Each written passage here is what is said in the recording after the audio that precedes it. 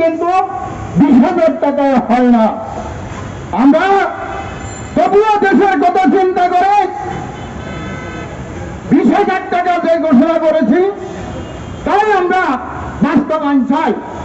আমরা 2016 সালে যে গেজেট আমাদের উপর নির্ধারণ করা হয়েছে, যে গেজেট বাস্তবায়ন করা হয়েছে, কিন্তু সেই গেজেট ঘোষণা করা হয়েছে ওটা কিন্তু আসলে নৌযান শ্রমিকদের সব ক্ষেত্রে বাস্তবায়ন হয় নাই। এখনো অনেক সময় দেখা যায় অনেক ক্ষেত্রে অনেক শ্রমিকরা 2,500 থেকে 3,000 টাকা পর্যন্ত মজুরি ভাই, এ দিয়া কোন রকম ছোড়া সম্ভব নয়। তাই আমি আমাদের সরকারের কাছে বিনীতভাবে অনুরোধ করব, প্রত্যেকটা জিনিসের দাম আপনারা বৃদ্ধি করেছেন, আমাদের গেজেট 20,000 টাকা ঘোষণা করে এবং এটা বাস্তবায়ন করুন।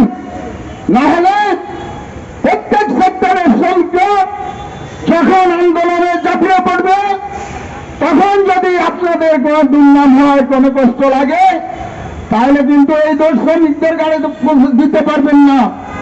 আমরা দেখছি আমাদের বাণিজ্য মন্ত্রী ঘোষণা করেছে যে দ্রব্যমূল্যের ঊর্ধ্বগতি, এই জন্য সরকারের কিচ্ছু করার নাই। উনি কি করতে পেরেছেন?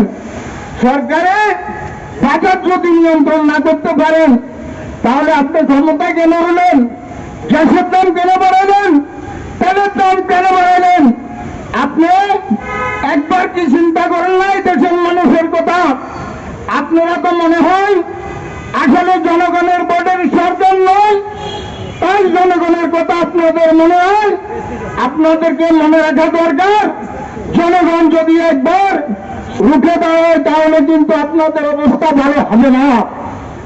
সংগ্রামী সাথী বন্ধুগণ, আমি আরো বলতে চাই, নৌযান শ্রমিক নয়, প্রত্যেকটা সেক্টরের শ্রমিকদের সর্বনিম্ন বেতন 20,000 টাকা। এই কথা বলে আপনারা সবাই আন্দোলনে ঝাঁপিয়ে পড়েন। যতক্ষণ পর্যন্ত সর্বনিম্ন মজুরি 20,000 টাকা ঘোষণা সহ বাস্তবায়ন না হয় ততক্ষণ আন্দোলন লাগার জন্য, আন্দোলন করার জন্য আহ্বান রেখে আমি আমার বক্তব্য এখানে শেষ করছি। জয় মানুষের দূরে যাও।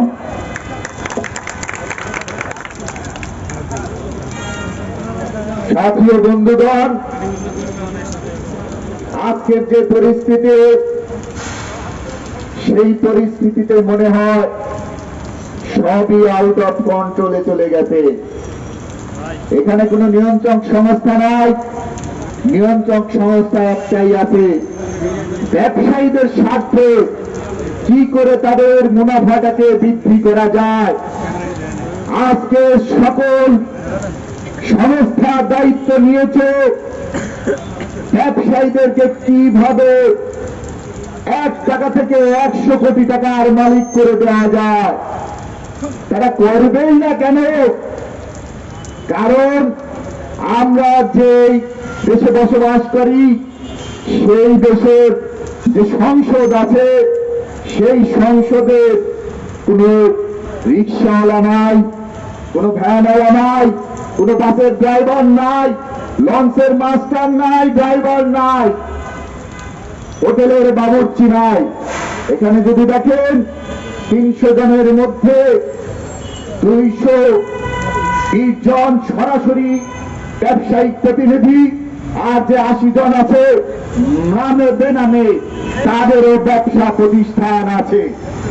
বন্ধুগণ, আজকে নির্লজ্জের মতো যে মন্ত্রী বলে যে দ্রব্যমূল্যের বৃদ্ধির ব্যাপারে আমাদের কিছু করার নাই, তাদেরকে বলতে চাই, আপনারা যখন জনগণের ট্যাক্সের টাকায় বেতন গ্রহণ করেন, বাজারে প্রাডো গাড়ি হাঁকান, জনগণের রক্ত পানি করা পয়সা দিয়ে, তখন কি আপনাদের লজ্জা লাগে না? তখন আপনাদের শরম লাগে না? আসলে একটা কথা গ্রাম অঞ্চলে প্রচলিত আছে, ভাত দিবার ভাতার নাই, কিলাবার গুসাই। এরা সবাই হচ্ছে জনগণকে কিলাবার জন্য জনগণ আজকে জেগে উঠেছে। এই জনগণ জাগলে কি হয় তা এদেশের প্রত্যেকটা শৈল শাসক জেনেছে। এ পর্যায়ে বক্তব্য রাখবেন বাংলাদেশ হোটেল রেস্টুরেন্ট মিষ্টি বেকারি শ্রমিক ইউনিয়নের সংগ্রামী সভাপতি, জাতীয় গণতান্ত্রিক ফ্রন্ট ঢাকা মহানগর কমিটির সংগ্রামী সাধারণ সম্পাদক আখতারুজ্জামান খান। আখতার ভাই।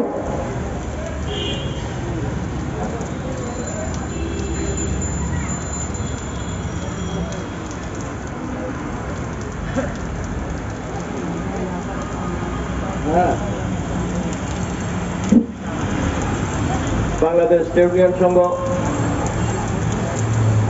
ঢাকা মহানগর কমিটির উদ্যোগে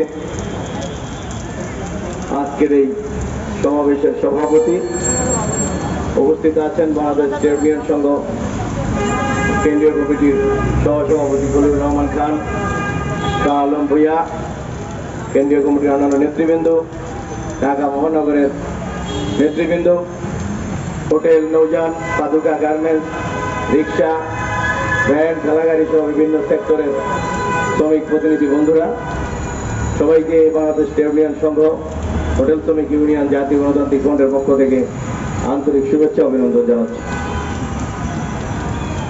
ইতিমধ্যে আপনারা শুনতেছেন যে আজকের এই সমাবেশের মূল যে প্রতিপাদ্য বিষয় মজুরি বৃদ্ধির প্রশ্ন। এই মজুরি বৃদ্ধি কেন তারও যুক্তি ইতিমধ্যে নেতৃবৃন্দ দিয়েছে। অর্থাৎ খাদ্য দ্রব্য বা নিত্য প্রয়োজনীয় দ্রব্যের দাম যে হারে বৃদ্ধি পাচ্ছে, এটা পাগলা খোরার থেকে আরো গতিশীল ভাবে এগিয়ে চলছে তার দ্রব্যমূল্যের দাম। এই দ্রব্যমূল্যের মধ্যে চাল, লবণ, আটা, তেল নয়, শুধু ঔষধ কিনবেন সেখানেও কিন্তু আপনার জ্যামিতিক হারে তার দাম বৃদ্ধি পেয়ে চলছে। এখনো পণ্য নেই, প্রতিদিন যা খাচ্ছেন, যা ব্যবহার করছেন, তার দাম কখনো কখনো কোনো কোনো পণ্যে শতভাগ বেশি বৃদ্ধি পেয়েছে। আপনারা শুনেছেন, একটু আগে বলেছে যে গ্যাসের মূল্য 925 টাকা ছিল এক চুলা, সেটা 2000 টাকা সরকার প্রস্তাব করেছে।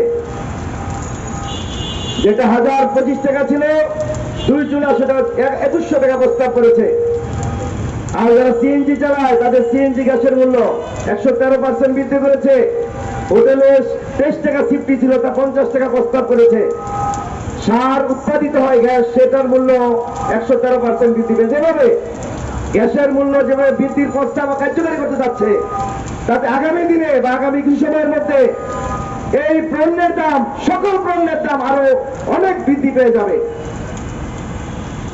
সেই ক্ষেত্র তৈরি করে তারা একের পর এক প্রস্তাবনা শুরু করছে আর গণশুনানি করছে। এই গণশুনানির নাটক কখনো বিদ্যুতে হয়।